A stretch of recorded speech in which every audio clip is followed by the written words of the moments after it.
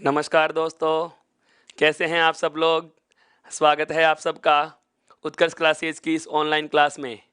साथियों, आज हमारा बहुत अच्छा बिंदु शुरू हो रहा है विसर्ग संधि का। ध्यान दीजिए दोस्तों, विसर्ग संधि की आज हम वार्ता आरंभ करने वाले हैं।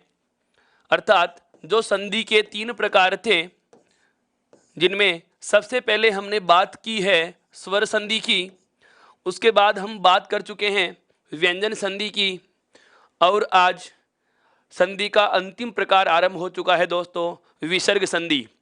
अब ध्यान दें, क्या होती है विसर्ग संधि, किसे कहा जाता है, कितने इसके प्रकार होंगे, कितने इसके नियम होंगे, इन सभी बातों पर हम बहुत अच्छे विस्तार से वार्ता करने वाले हैं। साथियों ध्यान दीजिए, विसर्ग संधि हो, व्यंजन संधि हो या स्वर संधि हो, सबसे महत्वपूर्ण बात आती है क्या कि वर्ण जब योग करें तो विकार होना चाहिए।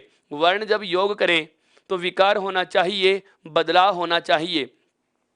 तो बात आरंभ करता हूं सबसे पहले विसर्ग संधि की परिभाषा से कि विसर्ग संधि किसे कहा जाता है, विसर्ग संधि कहाँ होगी। ध्यान दे दोस्तों, आरंभ की कक्षा में हम एक बिंदु को चर्चा में लिए थे, कौन सा?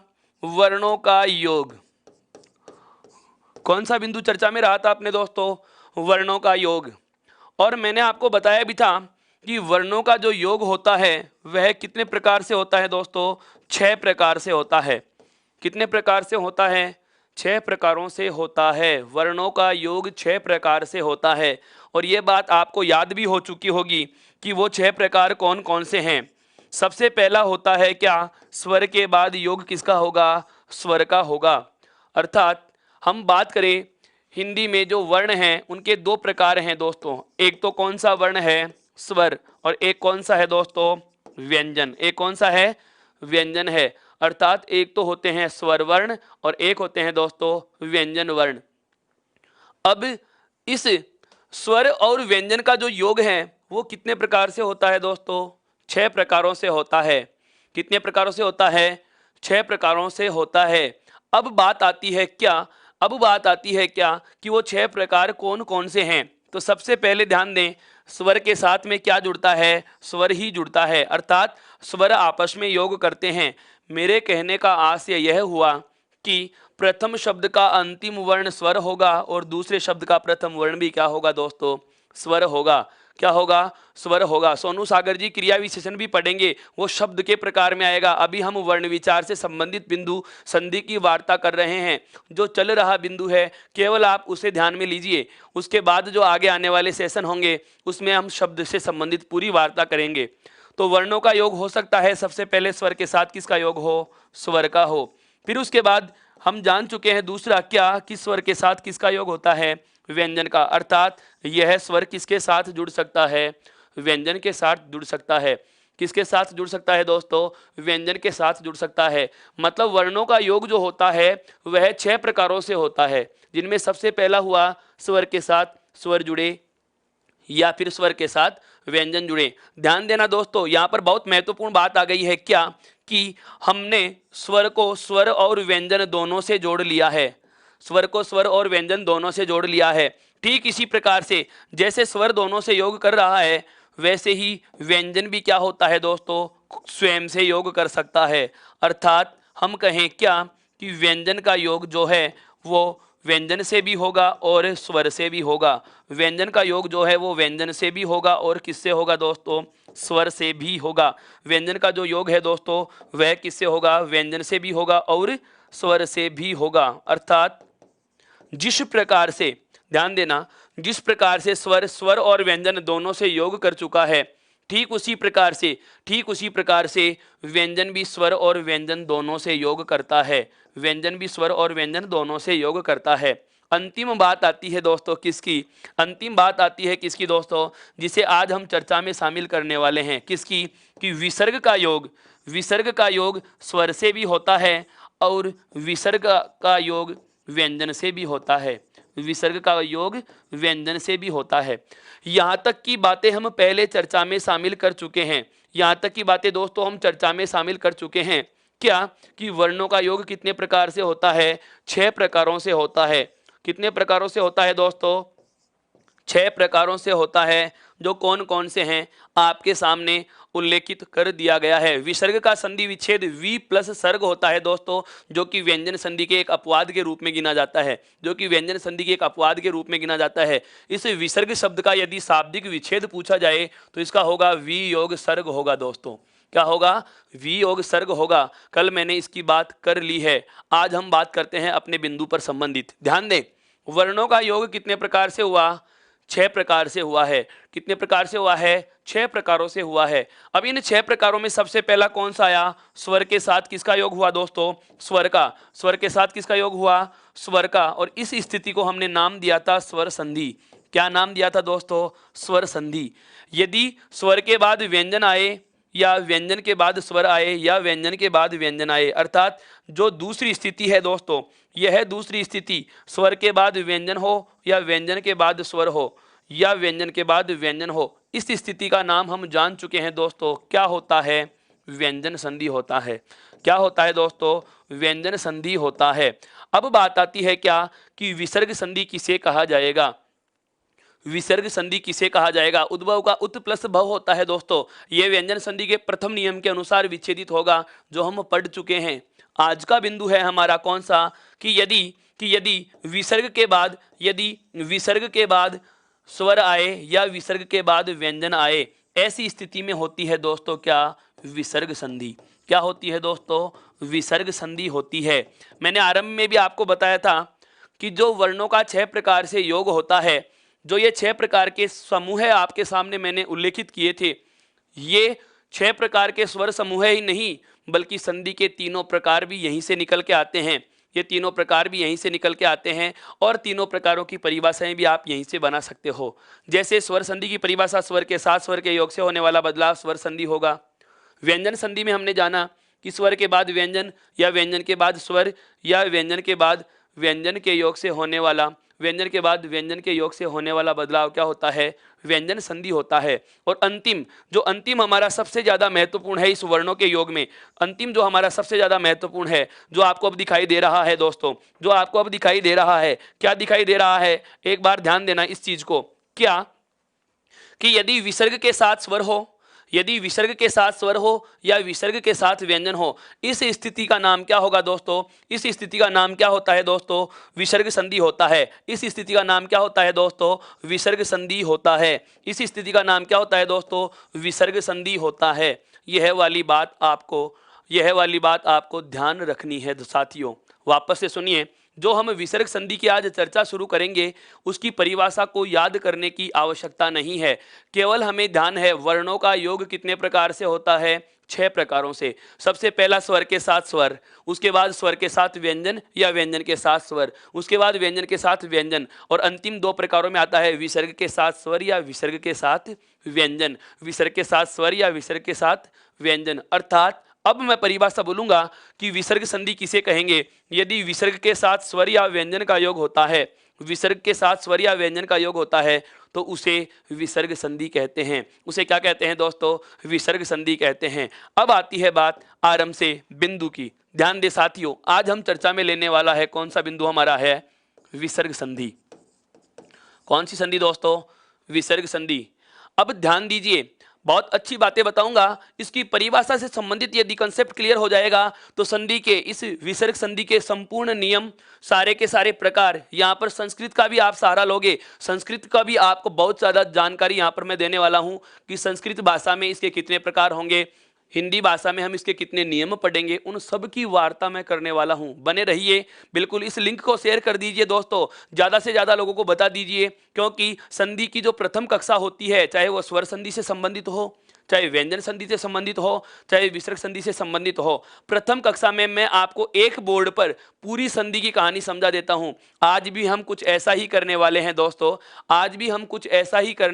दोस्तों, क्या कि इस पूरी विसर्ग संधि के सभी नियम, सभी परिभाषाएं, सभी प्रकार आपके सामने एक ही बोर्ड पे उल्लेखित करूंगा, एक ही बोर्ड पर मैं उल्लेखित करने वाला हूं दोस्तों, ध्यान देना। सबसे पहले बात करते हैं क्या कि विसर्ग संधि की परिभाषा क्या होती है। तो हम कहेंगे क्या, अभी अभी हमने जाना है कि विसर्ग के साथ विसर्ग के साथ योग किसका हो, स्वर का, या फिर विसर्ग के साथ योग किसका हो दोस्तों, व्यंजन का, इस स्थिति का नाम क्या होता है, विसर्ग संधि होता है। इस स्थिति का नाम क्या होता है दोस्तों, विसर्ग संधि होता है। अब आप ध्यान देना, अब आपसे मेरा एक सवाल रहेगा साथियों, ध्यान से सुनिए। हम इसे यह भी तो कह सकते हैं कि जहां स्वर और व्यंजन दोनों हो, तो स्वर और व्यंजन जहां दोनों होते हैं उसका मतलब होता है क्या, वर्ण। क्या होता है दोस्तों, वर्ण होता है। तो ध्यान दीजिए, इस तथ्य को मैं अब नए शब्दों में परिभाषित करने वाला हूं। क्या मैं यह भी तो कह सकता हूं ना, क्या कि विसर्ग के साथ किसी भी किसका योग होगा, वर्ण का योग होगा। किसका योग होगा, वर्ण का योग होगा। समझ में आया यहां तक का, वापस से सुनिए। विसर्ग के साथ स्वर या विसर्ग के साथ व्यंजन के योग को हम क्या कहते हैं, विसर्ग संधि कहते हैं। फिर मैंने आपको अगला चरण जो समझाया है वह बताया है कि स्वर और व्यंजन इन दोनों को मैं अलग अलग नाम न देते हुए एक ही नाम दे सकता हूं दोस्तों, क्या, वर्ण कह सकता हूं। क्या कह सकता हूं दोस्तों, वर्ण कह सकता हूं। क्यों, क्योंकि वर्ण का मतलब स्वर और व्यंजन दोनों से है। वर्ण का मतलब स्वर और व्यंजन दोनों को एक साथ एक नाम से हम समाहित करना चाहें, एक नाम से संबोधित करना चाहें, तो दोस्तों क्या कहेंगे, वर्ण कहेंगे। क्या कहेंगे, वर्ण कहेंगे। यहां तक की बात समझ में आई। अब थोड़ा सा और आगे बढ़ो। हमें पता है क्या कि विसर्ग के साथ वर्णों का योग होता है और बदलाव होगा। स्वर कितने होते हैं दोस्तों, स्वरों की संख्या हमें पता है कितने होते हैं, 11। स्वर कितने होते हैं, 11। और व्यंजन कितने हैं, 33। व्यंजन कितने हैं दोस्तों, 33। अर्थात अर्थात ध्यान से सुनना, अब मैं फिर से नई बात बताने वाला हूं। अगला तथ्य मैं बताने वाला हूं, क्या कि विसर्ग के साथ इन वर्णों को यह भी तो कैसे कहा जा सकता है, क्या कि विसर्ग के साथ 44 वर्णों का योग हम पढ़ने वाले हैं। विसर्ग के साथ 44 वर्णों का योग हम पढ़ने वाले हैं। क्यों, क्योंकि परिभाषा में यही कहा है कि विसर्ग के बाद क्या होगा, स्वर होगा, विसर्ग के बाद क्या होगा, व्यंजन होगा। पर कौन सा होगा यह तो नहीं बताया, यह तो नहीं बताया। इसका मतलब यह हुआ कि कोई भी स्वर हो सकता है और कोई भी व्यंजन हो सकता है, कोई भी स्वर हो सकता है और कोई भी व्यंजन हो सकता है। यहां तक की बात आ गई। अब कोई भी स्वर है या कोई भी व्यंजन है, तो मैंने अगला चरण जो बताया है आपको, वह क्या बताया कि विसर्ग के साथ किसका योग करना है, हमें वर्ण का योग करना है। विसर्ग के साथ किसका योग करना है, वर्ण का योग करना है। फिर बात करूं वर्ण कितने होते हैं, तो फिर से मैंने एक अगला चरण बना लिया। इसका अगला चरण जो बना लिया वह क्या बना लिया, विसर्ग के साथ हमें 44 वर्ण जोड़ने हैं। परिभाषा के अनुसार यही बात स्पष्ट हो रही है कि विसर्ग के बाद हमें कितने वर्ण पढ़ने हैं, 44 वर्णों का योग पढ़ना है। अब इसमें आपके सभी तो स्वर भी आ गए और सभी व्यंजन भी आ गए। कहने का मतलब क्या आ रहा कि विसर्ग के बाद 11 स्वर और 33 व्यंजनों को हम जोड़ेंगे, 33 व्यंजनों को हम जोड़ेंगे। अब इसी बात को हम अगले चरण में और सरल शब्दों में कहें तो यह भी तो कहा जा सकता है, क्या कि विसर्ग के बाद हम 44 को जोड़ने वाले हैं। विसर्ग के बाद हम जोड़ने वाले हैं किसको, 44 वर्णों को जोड़ने वाले हैं। बहुत अच्छे से समझिए इसको। आपका ध्यान केवल आपके लैपटॉप, कंप्यूटर और मोबाइल की स्क्रीन पे होना चाहिए दोस्तों। ऐसी चीज है आज तक किसी किताब में आपको नहीं मिली होगी, ना मिलने वाली है। आप इसको ध्यान से समझिए। क्या विसर्ग संधि की जो परिभाषा है, विसर्ग के साथ स्वर या व्यंजन के योग को विसर्ग संधि कहा जाता है। उसके बाद अगले चरण में इसी बात को मैंने दूसरे शब्दों में कहा, अर्थात स्वर और व्यंजन को हम क्या कह सकते हैं, वर्ण। वर्णों की संख्या कितनी है, 44। तो हम विसर्ग के साथ इन 44 का योग पढ़ने वाले हैं। फिर मैंने विसर्ग शब्द को विसर्ग नहीं लिखा, बल्कि इसको चिन्ह में लिख दिया। विसर्ग का चिन्ह होता है ऊपर नीचे 2 बिंदुएं। ये लो जी, ऊपर नीचे 2 बिंदु लगा दी। यहां तक की बात समझ में आ गई दोस्तों, यहां तक की बात समझ में आ गई। ये केवल परिभाषा है, ये केवल परिभाषा है। आप चाहो तो कह सकते हो विसर्ग के साथ स्वर या व्यंजन के योग को हम विसर्ग संधि कहते हैं। आप चाहे तो कह सकते हैं विसर्ग के साथ किसी भी वर्ण के योग को विसर्ग संधि कहते हैं। आप चाहो तो यह भी कह सकते हो कि विसर्ग के साथ 44 वर्णों के योग को हम विसर्ग संधि कहेंगे। और आप इसे इस तरीके से भी लिखकर अपने आप के विचारों को अभिव्यक्त कर सकते हैं। बहुत छोटे रूप में बना रहा हूं, बहुत बड़ी चीज को छोटे रूप में बना रहा हूं। बिल्कुल दोस्तों ध्यान देना, हम पूर्ण से अंश की ओर आ रहे हैं, हम पूर्ण से अंश की ओर आ रहे हैं और वापस से अंश से पूर्ण की ओर जाएंगे। विश्लेषण से संश्लेषण और संश्लेषण से दोस्तों विश्लेषण की ओर लेके जाने वाला हूं। ध्यान देना, ध्यान देना आगे। अब इस शब्द से संबंधित मैं कुछ बात करूंगा, इसके बाद अगला चरण लिखूंगा।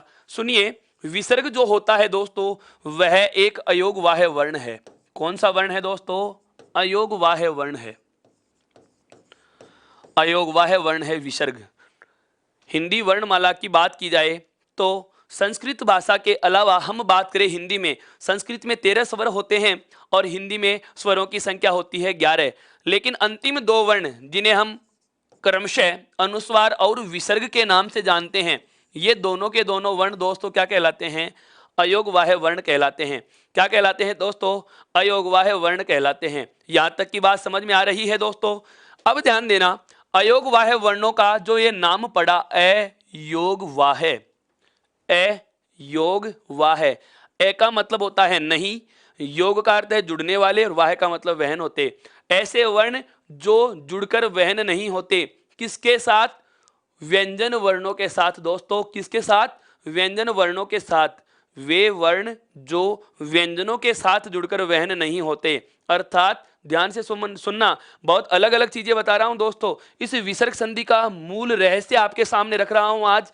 आपकी जिंदगी में आप इसे कभी बिल्कुल बिल्कुल कभी नहीं भूल पाएंगे, ऐसी चीज आपको बताने वाला हूं आज। क्या? कि अयोगवाह्य वर्ण होता है विसर्ग, यानी कि यह व्यंजन के साथ जुड़कर वहन नहीं होते। अब बात आती है, क्या व्यंजन के साथ जुड़कर वहन नहीं होते, लेकिन मैं ये कह सकता हूं ना कि ये स्वरों के साथ जुड़ते हैं। किसके साथ जुड़ते हैं दोस्तों?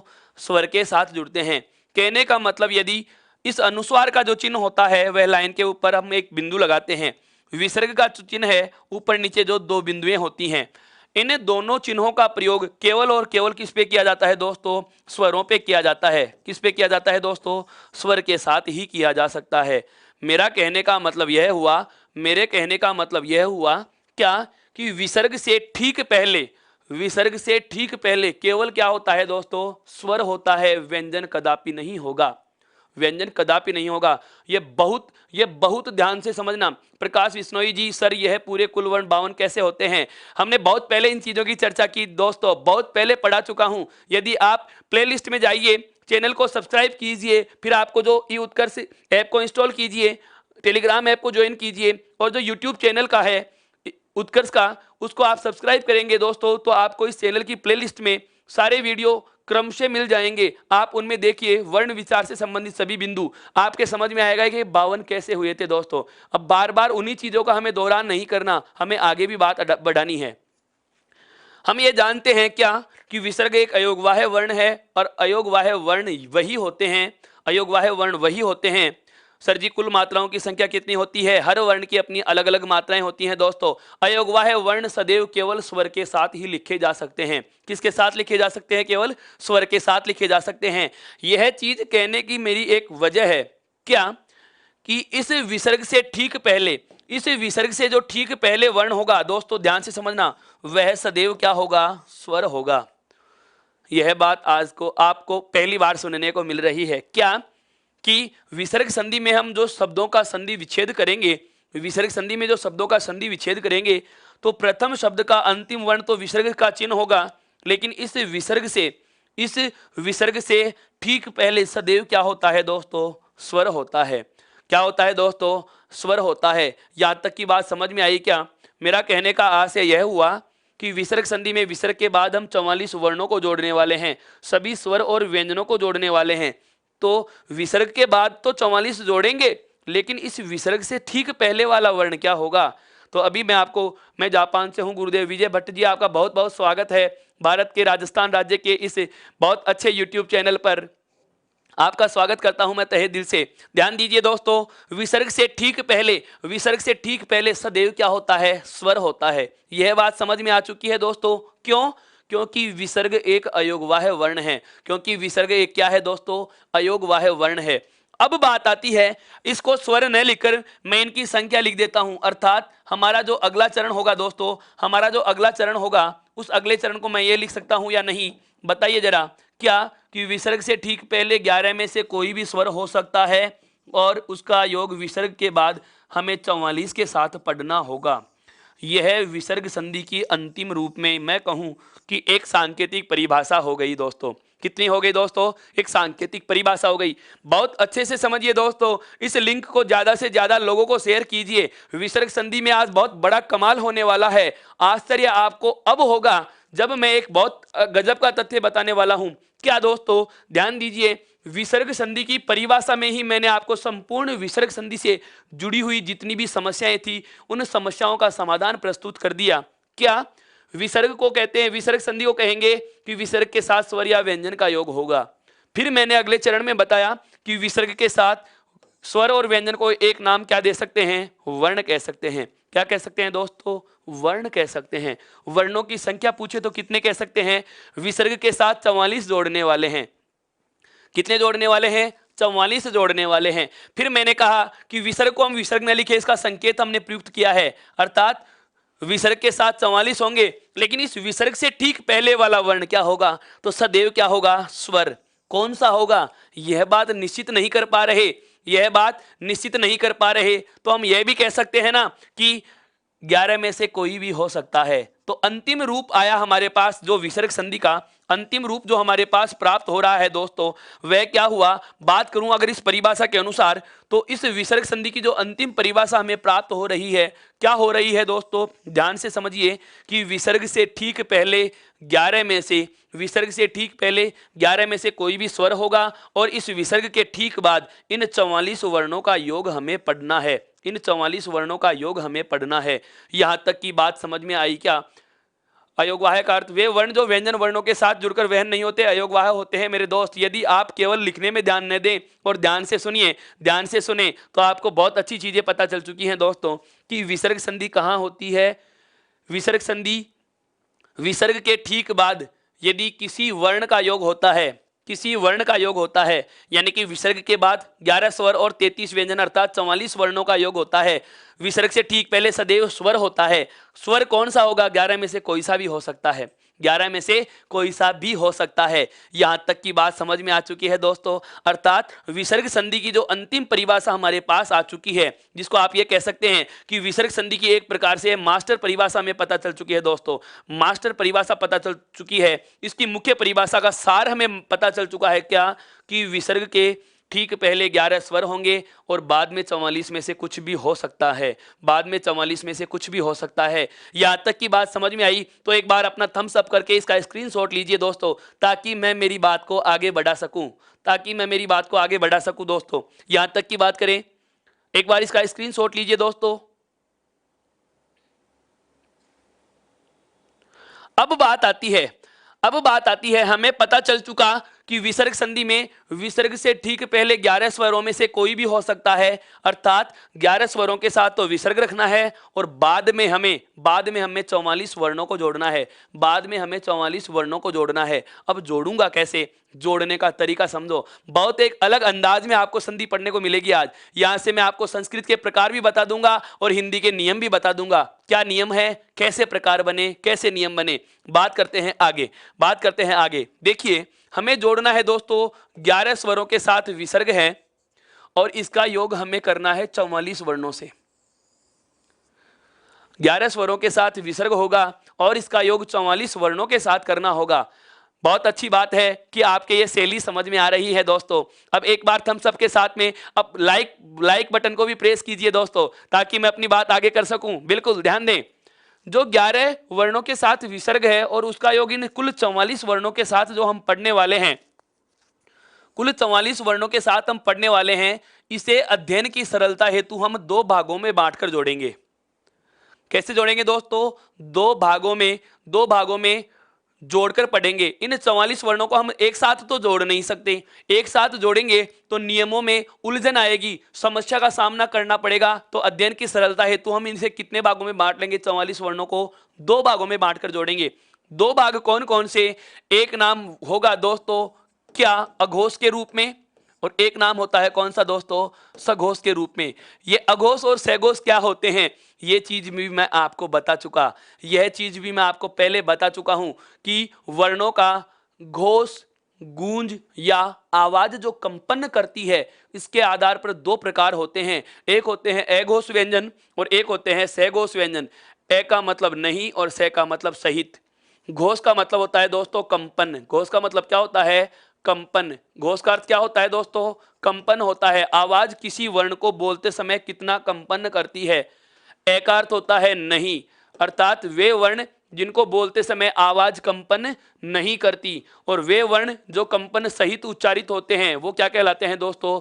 सघोष कहलाते हैं। क्या कहलाते हैं दोस्तों? सघोष कहलाते हैं। यहां तक की बात समझ में आई? मेरा कहने का मतलब यह हुआ कि इन 11 वर्णों को विसर्ग सहित हम एक बार केवल किससे जोड़ेंगे दोस्तों? सभी अघोष वर्णों से जोड़ेंगे, और इन्हीं 11 वर्णों के साथ विसर्ग होगा, स्वरों के साथ विसर्ग होगा, और उसका योग हम करेंगे किसके साथ दोस्तों? सघोष के साथ। कौन कौन से अघोष होते हैं और कौन कौन से सघोष होते हैं, यह चीज भी आपको पता है। अघोष का नाम आते ही ध्यान देना, प्रत्येक वर्ग का पहला और दूसरा तथा आपके आरंभ के तीनों ऊष्म वर्ण, तालव्य शकार, मूर्धन्य शकार और दंत्य शकार दोस्तों, ये होते हैं आपके क्या? अघोष वर्ण। ये क्या होते हैं दोस्तों? अघोष वर्ण होते हैं। और सघोष की बात करें तो वर्ग का तीसरा, वर्ग का चौथा और पांचवा, क्योंकि हमें पता है हिंदी वर्णमाला में व्यंजनों में 5 वर्ग होते हैं, क, च, ट, त और प। इन पांचों वर्गों का पहला और दूसरा वर्ण तो आता है अघोष में, और सभी वर्गों का तीसरा, चौथा और पांचवा किस में आएंगे दोस्तों? सघोष में आते हैं। इसके अलावा सघोष में क्या आएंगे? आपके सभी अंतस्थ वर्ण, य, र, ल और व। और एक जो हम ऊष्म में छोड़ चुके हैं, कौन सा दोस्तों? है वर्ण। इसके अलावा सभी स्वर भी क्या होते हैं? सघोष होते हैं। सभी स्वर भी क्या होते हैं दोस्तों? सघोष होते हैं। यहां तक की बात समझ में आई मेरे दोस्तों? यहां तक की बात समझ में आई? आप अब केवल और केवल लिखना उद्देश्य मत समझिए दोस्तों। ये ऐसी चीजें हैं जिनको मैं लिखने से ज्यादा बोलकर अभिव्यक्त कर रहा हूं। ये शब्द हैं, अगर एक बार आपने ध्यान से नहीं सुने तो विस्मृत हो जाएंगे। आप इनको पुनः याद करने का प्रयास करोगे, तुक्का लगाने का प्रयास करोगे, गलती कर बैठोगे साथियों। केवल सुनिए, ध्यान से सुना क्या कि अघोष वर्ण कौन कौन से हैं? वर्ग का पहला और दूसरा और से श, अर्थात तीनों सकार, तालव्य, मूर्धन्य और दंत्य, कंपन सहित या सघोष जो होते हैं वर्ग का तीसरा, चौथा, पांचवा, ये रेलवे है, और सभी स्वर, ये क्या होते हैं दोस्तों? सघोष होते हैं। ये क्या होते हैं दोस्तों? सघोष होते हैं। यहां तक की बात आप जान चुके हैं दोस्तों। अर्थात हम इस विसर्ग संधि में इस संपूर्ण 44 वर्णों को देखिए दोस्तों, ये 44 वर्ण हैं, प्रत्येक वर्ग का तीसरा, चौथा और पांचवा, 5 वर्गों के कितने वर्ण हो गए दोस्तों? 15 तो ये, इसके अलावा ये, रे, ले, वे और है, 5 ये हो गए। 15 और 5 20 तो है इसमें व्यंजन, और 11 क्या है आपके स्वर। अर्थात कुल सघोष वर्णों की संख्या होती है कितनी दोस्तों? 31। कुल सघोष वर्णों की यदि हमें संख्या पूछ ली जाए तो हम कितने बताएंगे दोस्तों? 31 बताएंगे। तो 31 तो सघोष के रूप में, और अघोष के रूप में कितने हो गए? 5 दूनी 10 तो ये हो गए, और 3 ये आगे लिखे हुए हैं। अर्थात कुल अघोष वर्णों की संख्या कितनी होती है? 13। और 13 और 31 कितने होते हैं दोस्तों? 44 वर्ण होते हैं। कितने होते हैं? 44 वर्ण होते हैं। यहां तक की बात समझ में आ गई। अर्थात एक बार तो हम 11 स्वरों के साथ विसर्ग होगा और उसका योग अघोष, अर्थात हम जोड़ेंगे 13 वर्णों को। कितने वर्णों को जोड़ेंगे? 13 वर्णों को। एक बार 11 स्वरों में से किसी के भी साथ विसर्ग होगा और उसका योग सघोष, अर्थात 31 को जोड़ लेंगे। कितनों को जोड़ लेंगे दोस्तों? 31 को जोड़ लेंगे। यहां तक की बात अब समझ में आ गई। यहां तक की बात समझ में आ चुकी दोस्तों, तो एक बार इसका पुनः स्क्रीनशॉट लीजिए ताकि मैं आगे की बात आरंभ कर सकूं। देवेंद्र मीणा जी, स्पर्शी वर्ण कौन से होते हैं? जिन वर्णों के उच्चारण में जीभ मुख के किसी अवयव को स्पर्श करती है वो स्पर्शी वर्ण होते हैं। मूल स्पर्शी यदि आपसे पूछे जाएं तो 16 होंगे, और कुल स्पर्शी की संख्या आती है तो 25 होंगे। यह बात हम पहले कर चुके हैं दोस्तों, पहले कर चुके हैं। यहां तक की बात समझ में आ गई दोस्तों। अब बढ़ता हूं मैं आगे। हमें पता चल चुका कि 11 स्वरों में किसी भी स्वर के साथ विसर्ग हो और उसका योग हमें 44 वर्णों के साथ 2 भागों में बांटकर करना है। एक बार पहले सभी अघोष को जोड़ लेंगे और उसके बाद हम एक बार सभी सघोष को जोड़ेंगे। जोड़ना आरंभ करता हूं दोस्तों, ध्यान दें। अब पहले हम क्या करेंगे? 11 स्वरों के साथ क्या होगा? विसर्ग होगा, और उसका योग हम केवल और केवल अघोष के साथ पढ़ रहे हैं दोस्तों। किसके साथ पढ़ रहे हैं? अघोष के साथ। अर्थात यदि किसी भी 11 में से किसी भी स्वर के साथ विसर्ग हो, अगर कोई निश्चित स्वर का जिक्र होगा, जैसे मैं कहूं दोस्तों ए के साथ विसर्ग हो, इसका मतलब यहां पर विसर्ग से पहले कितना स्वर आया? केवल एक। केवल कितना आया? श्रवण राजपुरोहित जी कल की अंतिम क्लास का वीडियो देखिए, श्रवण में न का अण क्यों बना, आपको कारण पता चल जाएगा दोस्तों। ये सब चीजें मैं पढ़ा चुका हूं, ये सब चीजें मैं पढ़ा चुका हूं। जो चीज पूरी हो चुकी आप उसका एक बार वीडियो का दोहरान करें, उस क्लास को एक बार पुनः देखें और सुने, आपकी सारी बातें आत्मसात हो जाएंगी दोस्तों।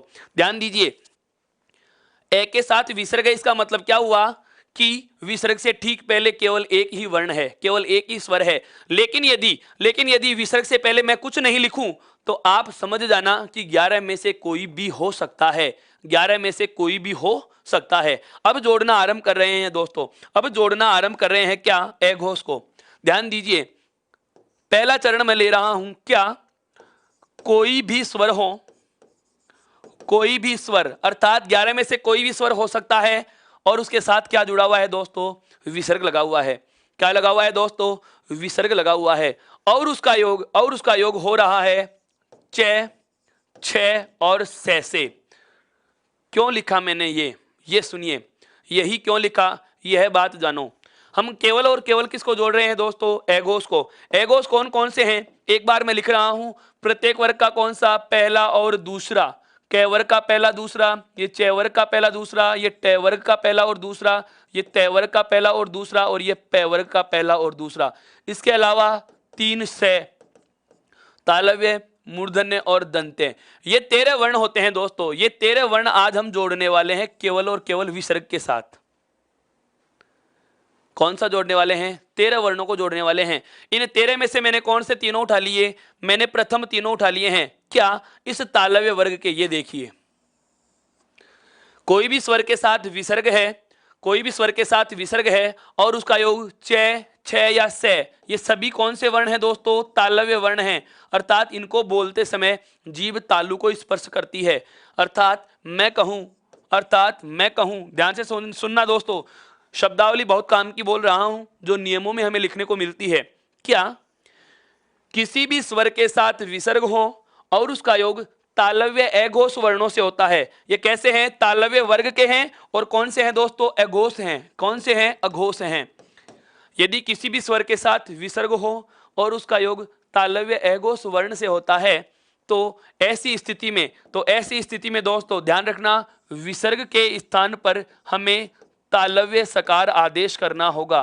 कौन सा सकार आदेश करना होगा दोस्तों? तालव्य सकार आदेश करना होगा। तालव्य सकार आदेश करना होगा। एक चीज हमें पता चल चुकी, क्या? कि यदि किसी भी स्वर के साथ विसर्ग है और उसका योग तालव्य वर्णों के साथ होता है तो तालव्य से बना लेंगे। कौन सा से बना लेंगे दोस्तों? तालव्य सकार या तालव्य से बना लेंगे। अब बात करता हूं मैं, यह था हमारा कौन सा? प्रथम चरण। हम इसके नियमों के साथ उदाहरणों की चर्चा भी लेंगे। केवल एक बार मैं आपको जोड़ना बता रहा हूं कि ये पूरे वर्ण अघोष जुड़ेंगे कैसे, देखो। उसके बाद मैं बात करूं जैसे क्या, अब इसी बात को हम एक शॉर्ट फॉर्म में भी लिख सकते हैं क्या? कि कोई भी स्वर के साथ क्या हो? विसर्ग हो। कोई भी स्वर के साथ क्या हो दोस्तों? विसर्ग हो और उसका योग टे, ठे या मूर्धन्य से। ये कौन से वर्ण आ चुके हैं दोस्तों? मूर्धन्य आ चुके हैं। कौन से वर्ण आ चुके हैं? मूर्धन्य वर्ण आ चुके हैं। ये वाले मूर्धन्य वर्णों से होता है। तो अभी हमने जाना कि जब आगे तालव्य वर्ण होंगे तो विसर्ग के स्थान पर तालव्य सकार बना लिया। तो यदि मूर्धन्य वर्ण होंगे दोस्तों तो विसर्ग के स्थान पर भी क्या बन जाएगा? मूर्धन्य सकार बन जाएगा। कौन सा सकार आदेश हो जाता है दोस्तों? मूर्धन्य सकार आदेश हो जाता है। यह हमारा दूसरा रूल या दूसरा नियम बन गया। समझ में आया यहां तक का? क्या? कि यदि किसी भी स्वर के साथ विसर्ग हो और उसके साथ मूर्धन्य अघोष वर्णों का योग होता है तो विसर्ग के स्थान पर क्या बना लिया? मूर्धन्य। क्या बना लिया दोस्तों? मूर्धन्य सकार बना लिया। बिल्कुल नरेश जी, हम एग्जांपल्स की बात अभी नहीं कर रहे। पहले एक बार एक बोर्ड पर आप पूरी संधि का स्ट्रक्चर समझो, इसकी संरचना समझो, उसके बाद केवल उदाहरणों की हम बातें करेंगे अलग अलग नियमों के साथ। अभी मैं केवल आपको वर्ण के साथ, किसी भी स्वर के साथ विसर्ग होगा और उसके बाद 44 वर्णों को जोड़ना बता रहा हूं दोस्तों। मैं शीघ्रता नहीं कर रहा, आप क्यों कर रहे हैं? केवल शीघ्रता से नहीं सीखा जा सकता दोस्तों। जहां चीजें शीघ्रता की होंगी मैं वो भी बताऊंगा, जिसमें समय कम लगना है वो चीजें अलग होंगी। ये बहुत अच्छे से समझिए दोस्तों। अब बात आती है क्या? हमने तालव्य वर्ण जोड़ लिया, मूर्धन्य अघोष जोड़ दिया। आगे अगला नियम 3 मैं कहूं, ध्यान से सुनना दोस्तों, क्या? कि 11 में से किसी भी स्वर के साथ विसर्ग हो और उसका योग ते, थे और ये से, ये कौन से आ गए दोस्तों? दंते आ गए हैं। कौन से वर्ण आ चुके हैं दोस्तों? दंते एघोष आ चुके हैं। ध्यान से सुनना पुनः। क्या कि यदि किसी भी स्वर के साथ विसर्ग हो, किसी भी स्वर के साथ विसर्ग हो और उसका योग ते, थे और से अर्थात दंते एघोष वर्णों से होता है। क्रम समझिए, क्रम समझिए दोस्तों कि यदि तालव्य वर्ण थे तो विसर्ग का हमने तालव्य सकार बना लिया, यदि मूर्धन्य वर्ण आए तो विसर्ग का मूर्धन्य बना लिया। अब हमारे पास अगर दंते वर्ण है तो ध्यान देना विसर्ग के स्थान पर क्या बन जाएगा? दंते सकार आदेश हो जाता है। कौन सा सकार आदेश हो जाता है दोस्तों? दंते सकार आदेश हो जाता है। यहां तक की बात आपके समझ में आई क्या दोस्तों? अब तक हम 3 वर्गों को जोड़ चुके हैं, 3 वर्णों के समूहों को जोड़ चुके हैं। क्या क्या जोड़ चुके हैं? एगोस कुल कितने थे दोस्तों? 13। एगोस कुल कितने थे? 13। इन 13 में से मैं कहूं कि मैं 9 वर्ण जोड़ चुका हूं। कितने वर्ण जोड़ चुका हूं? 9। कौन कौन सा? किसी भी स्वर के साथ यदि विसर्ग था और उसका योग चे, छे और तालव्य एगोस वर्णों से हुआ तो विसर्ग के स्थान पर क्या आदेश होगा? तालव्य सकार। यदि किसी भी स्वर के साथ विसर्ग है और उसका योग टेट है और मूर्धन्य वर्णों से हो रहा है तो हम मूर्धन्य सकार आदेश कर लेंगे। कौन सा आदेश कर लेंगे? मूर्धन्य सकार। यदि दंते एगोस वर्णों से होता है तो विसर्ग के स्थान पर दंते सकार आदेश हो जाता है। बात आती है क्या? बात आती है क्या? अभी केवल और केवल हमारे पास 4 वर्ण बचे हुए हैं। 4 वर्ण कौन कौन से बचे हुए हैं? देखिए, एक तो ओष्ठे के दोनों बचे हुए हैं दोस्तों और कंठे के दोनों बचे हुए हैं। इन्हें भी हमें 11 स्वरों के साथ विसर्ग के साथ अब इन 4 वर्णों का योग और पढ़ना है।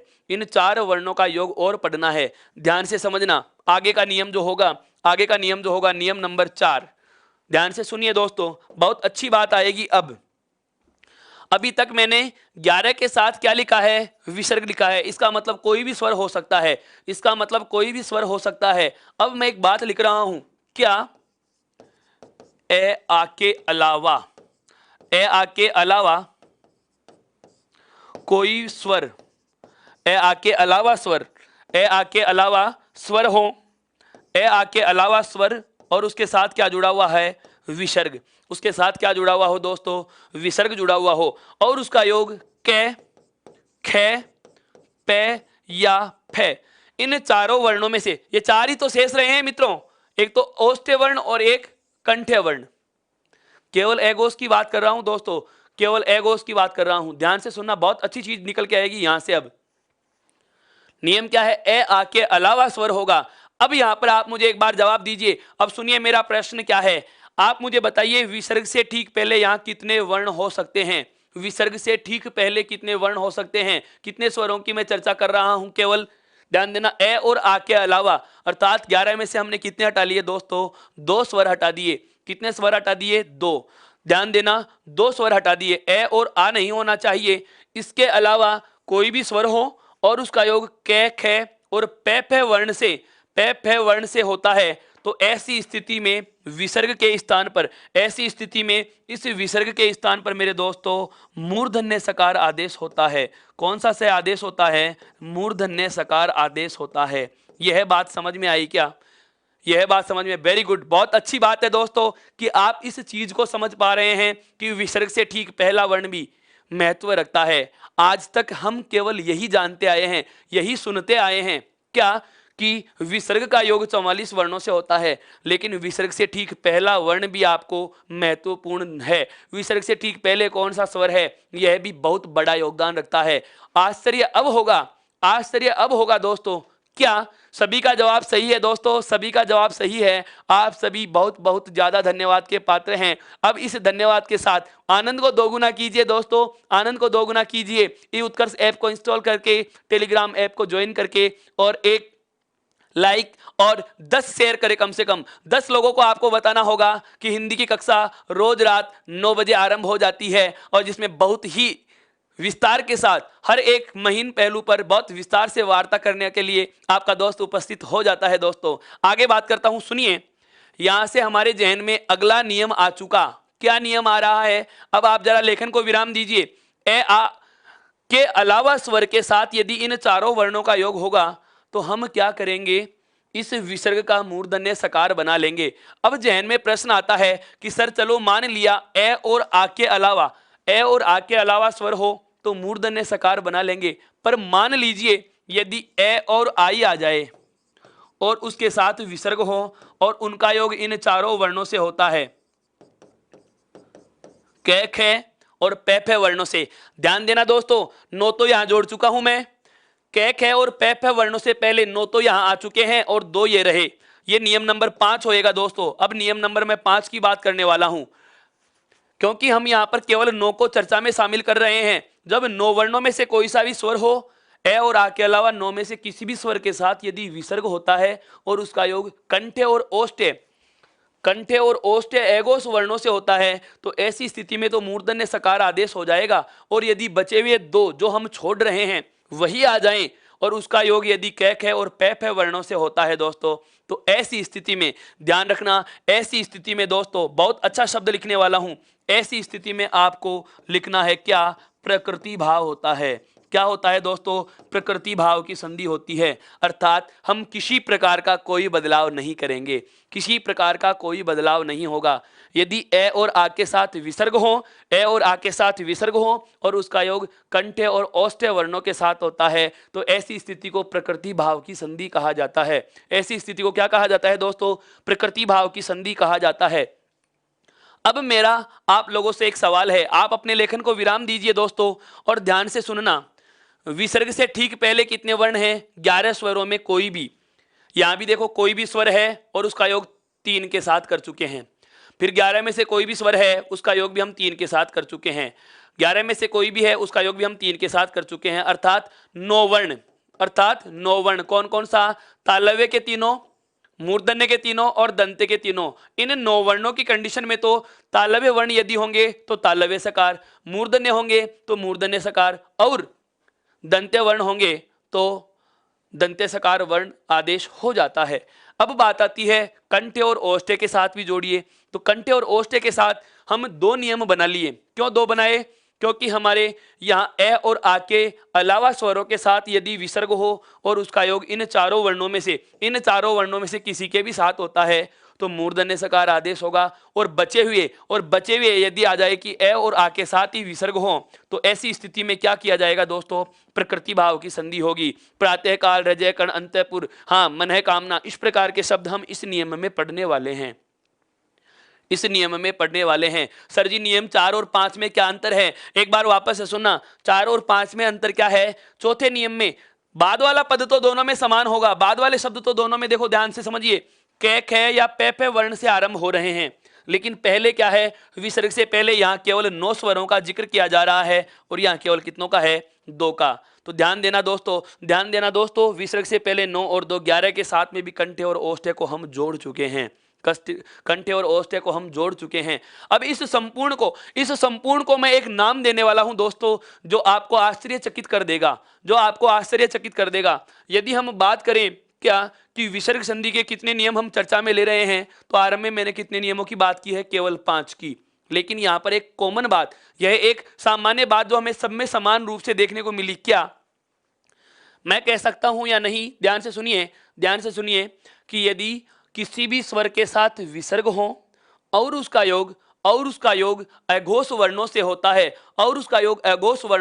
है, तो या तो हम तालव्य सकार बनाते हैं या मूर्धन्य सकार बनाते हैं, या तो तालव्य सकार बनाया या मूर्धन्य सकार बनाया या फिर कुछ नहीं बनाया, या तो तालव्य सकार बनाया या मूर्धन्य सकार बनाया या दंत्य सकार बनाया। अगर तीनों से नहीं बनाए तो प्रकृति भाव हो गया। दोस्तों ध्यान से समझना, ऐसी स्थिति में कि जब किसी भी स्वर के साथ विसर्ग हो और उसका योग एगोस वर्णों से होता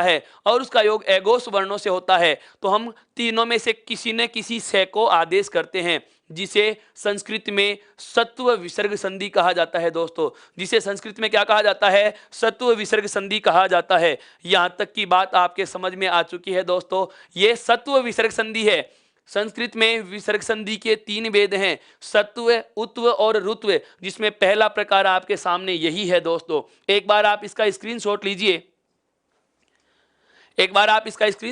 दोस्तों। केवल हमने क्या किया है, विसर्ग के साथ एगोस वर्णों का योग लिया है। विसर्ग के साथ क्या किया है दोस्तों, एगोस वर्णों का योग किया है। यहां तक की बात समझ में आ गई दोस्तों। अब हम इन 5 नियमों से संबंधित कुछ उदाहरण लेने वाले हैं। अब हम इन पांचों नियमों से संबंधित कुछ उदाहरणों की बात करने वाले हैं। क्या क्या बदलाव होंगे, कैसे कैसे बदलाव होंगे, यहां तक की बात समझ में आई क्या? फोर्थ नियम क्या है?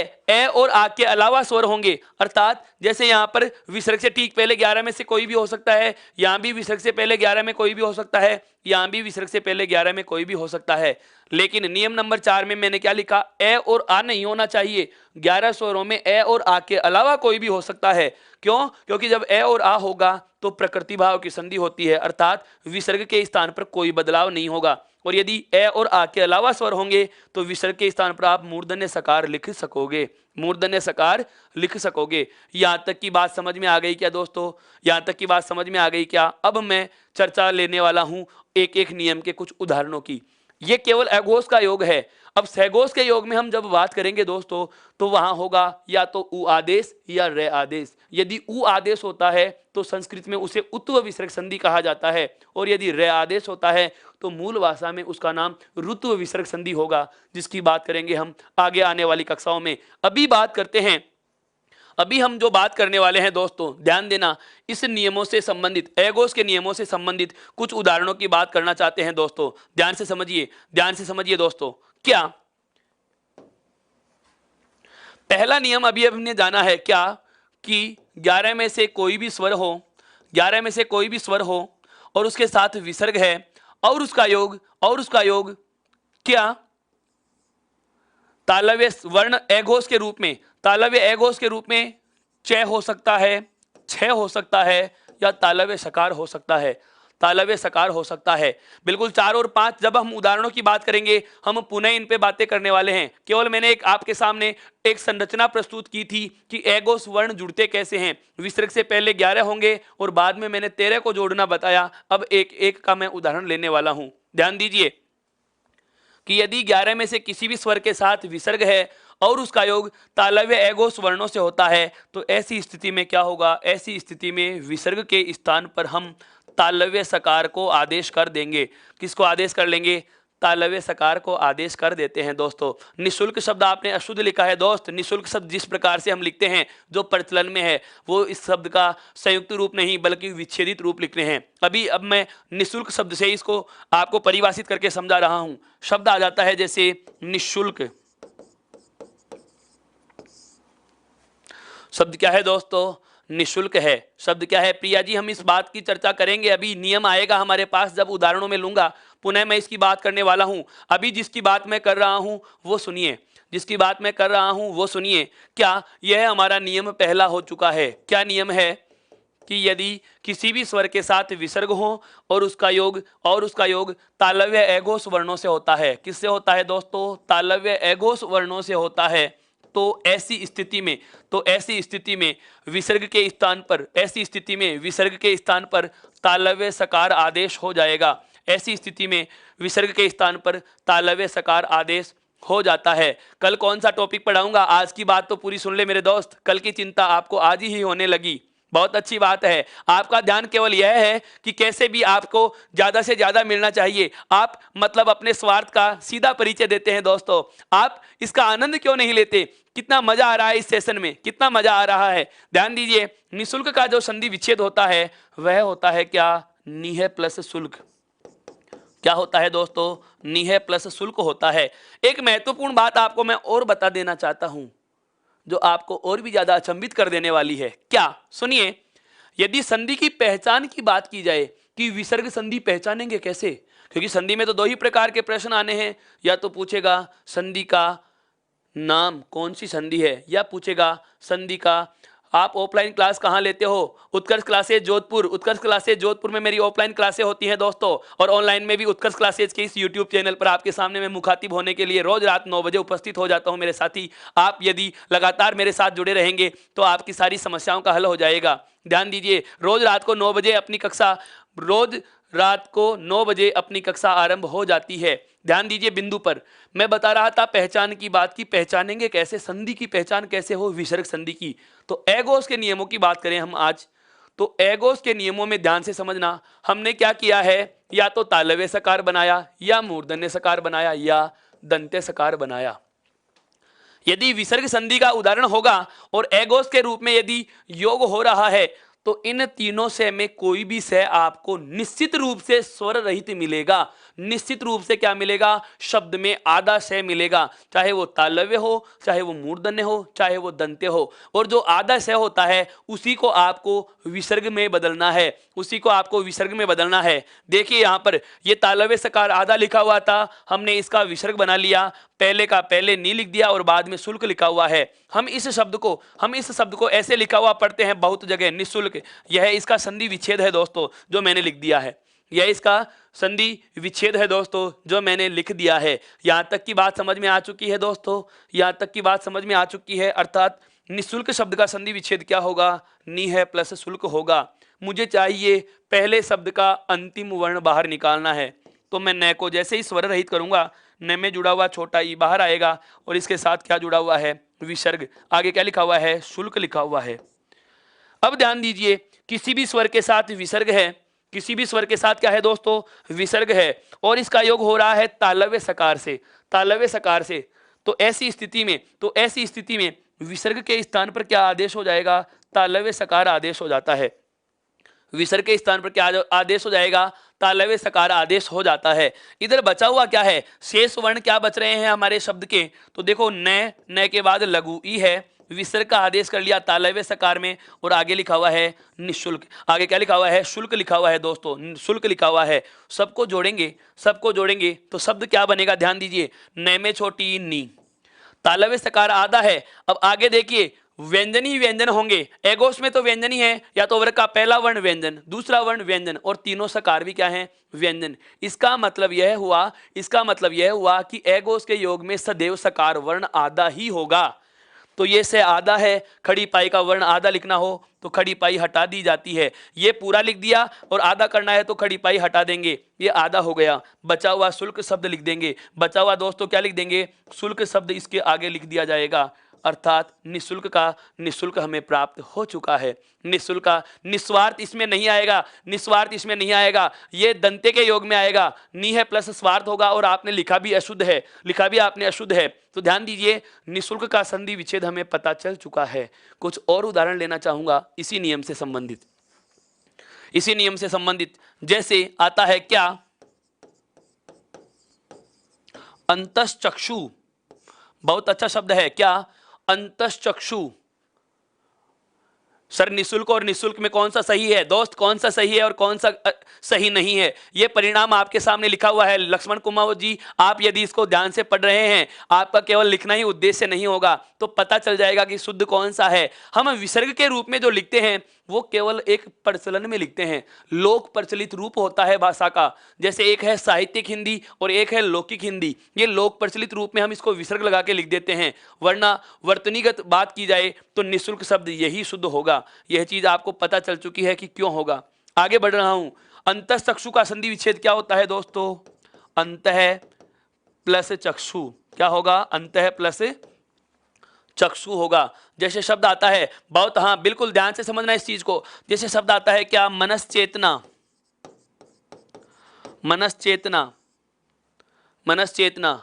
यह भी क्या होता है दोस्तों? मन है प्लस चेतना। इसका संधि विच्छेद क्या होगा? मन है प्लस चेतना।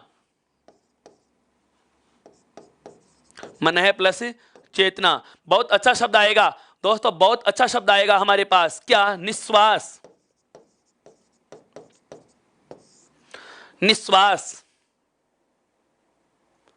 इसका क्या होगा दोस्तों? नी है प्लस श्वास। नी है प्लस श्वास होता है, ध्यान देना। निश्वास का क्या होगा? नी है प्लस श्वास होता है। नी है प्लस श्वास होता है दोस्तों, ध्यान से समझना। यहां तक की बात समझ में आ चुकी है दोस्तों। और शब्द ले रहे हैं हम, और शब्द लेते हैं। जैसे एक शब्द आता है क्या? दुशासन। इसका क्या हो जाएगा दोस्तों? दु है प्लस शासन। दु है प्लस शासन होगा। मेरे दोस्त, सरोकार शब्द विसर्ग संधि का अपवाद है, जिसकी बात हम अभी नहीं कर रहे, जिसकी बात हम आगे करेंगे, जिसकी बात हम आगे करेंगे। अधोपतन होता नहीं है, अशुद्ध लिखा है राधिका सिंह जी, ये अधोपतन कोई शब्द ही नहीं है, अधः पतन ही होता है। मनोकामना भी कोई शब्द नहीं होता, मनः कामना होता है। हम बोलेंगे अशुद्ध, लिखेंगे अशुद्ध, सीखेंगे अशुद्ध, तो जिम्मेदार हम खुद होंगे, जिम्मेदार हम खुद होंगे। इस बात का आपको पता चल चुका है कि कौन से वर्ण का, कौन से शब्द का किस तरीके से आपको सही रूप प्राप्त होगा, किस तरीके से आपको सही रूप प्राप्त होगा। पहला नियम था हमारा क्या, कि यदि किसी भी स्वर के साथ क्या हो, विसर्ग हो और उसका योग च, छ या श अर्थात तालव्य एगोस वर्णों के साथ होता है, तालव्य एगोस वर्णों के साथ होता है, तो ऐसी स्थिति में विसर्ग के स्थान पर तालव्य सकार आदेश हो जाएगा। आप इसका स्क्रीनशॉट लीजिए दोस्तों, ताकि मैं आगे बढ़ सकूं। अगले नियम के उदाहरणों की हम बात करते हैं। स्क्रीनशॉट लीजिए दोस्तों। ये था क्या, तालव्य एगोस वर्णों का योग। अब मैं चर्चा में लेने वाला हूं क्या, यदि किसी भी स्वर के साथ विसर्ग हो और उसका योग टे, ठे या से, ये कौन सा है हमारा, नियम नंबर 2 हो जाएगा। नियम नंबर 2, ऐसी स्थिति में ध्यान देना कि यदि किसी भी स्वर के साथ विसर्ग हो और उसका योग मूर्धन्य एगोस वर्णों से होता है, कौन से वर्णों से हो रहा है, मूर्धन्य एगोस वर्णों से होता है, तो विसर्ग के स्थान पर भी दोस्तों मूर्धन्य सकार आदेश हो जाएगा। विसर्ग के स्थान पर मूर्धन्य आदेश हो जाएगा दोस्तों, विसर्ग के स्थान पर क्या हो जाएगा, मूर्धन्य आदेश हो जाएगा दोस्तों। यहां तक की बात समझ में आ चुकी है, दोस्तों। अब आगे बढ़ते हैं इसके उदाहरण की ओर। मूर्धन्य सकार के बहुत ज्यादा मात्रा में उदाहरण मिलते हैं हमें कै, खे और पे, फे के योग में। इसके कतिपय उदाहरण आते हैं हमारे सामने। जैसे एक शब्द आता है दोस्तों, बहुत अच्छा शब्द आता है क्या, धनुष्टंकार। धनुष्टंकार दोस्तों, धनुष्टंकार। भा प्लस कर होता है, यह भी एक अपवाद में पढ़ेंगे। नीरज मीना जी, यह भी अपवाद में पढ़ेंगे। भा है प्लस कर होता है, इसका संधि विच्छेद, जो प्रकृति भाव की संधि का अपवाद है मेरे दोस्त। इसकी चर्चा मैं आगे करूंगा, अभी आप धैर्य रखिए, मैं आगे बढ़ूंगा तब इस बात को मैं चर्चा में लेने वाला हूं, बहुत अच्छे से समझना। बिल्कुल आगे बात करते हैं। धनुष्टंकार शब्द आता है, एक आता है क्या, चतुष्टिका। चतुष्टिका। एक शब्द और आता है दोस्तों, चतुष्षष्ठी। चतुष्षष्ठी बहुत अच्छा शब्द है दोस्तों, ये वाला चतुष्षष्ठी। चतुष्षष्ठी, इस शब्द का संधि विच्छेद हमें पता होना चाहिए। यह परीक्षाओं में पूछा जाता है, दोस्तों। मूर्धन्य का मतलब क्या होता है, वे वर्ण, ध्यान से सुनना, वे वर्ण जिनका उच्चारित करते समय जीभ मुंह में मूर्धा यानी कि मसूड़ों को स्पर्श करती है, वे वर्ण होते हैं मूर्धन्य। नियम क्या है हमारा, कि यदि 11 में से किसी भी स्वर के साथ विसर्ग हो और उसका योग टे, ठे या मूर्धन्य शे, टे, ठे या मूर्धन्य से वर्ण के साथ होता है, तो ऐसी स्थिति में दोस्तों मूर्धन्य सकार आदेश हो जाएगा। धनुष्टंकार का संधि विच्छेद क्या होता है, धनु है प्लस टंकार होगा। क्या होगा दोस्तों, धनु है प्लस टंकार होता है। यहां तक की बात समझ में आई। चतुष्षष्ठी का संधि विच्छेद बहुत ज्यादा महत्वपूर्ण है। चतु है प्लस षष्ठी। यदि हम चाहें, ध्यान से सुनना, यदि हम चाहें तो इस षष्ठी शब्द का व्यंजन संधि के अनुसार भी विच्छेद लिख सकते हैं, जो होता है आपके क्या, सस प्लस थी। क्या होता है दोस्तों, सस प्लस थी। यह बात हम कल पढ़ चुके हैं कि यदि मूर्धन्य सकार के बाद दंत्य वर्ण त या थ, द या ध या न वर्ण होते हैं, तो ये मूर्धन्य वर्णों में बदल जाएंगे। अर्थात ये दंत्य वर्ग का दूसरा वर्ण है, तो मूर्धन्य वर्ग के दूसरे वर्ण में बदल जाता है। आपको यह वाला इसका संधि विच्छेद भी मिल सकता है, और आपको इसी शब्द का दूसरा संधि विच्छेद क्या, चतु है योग सस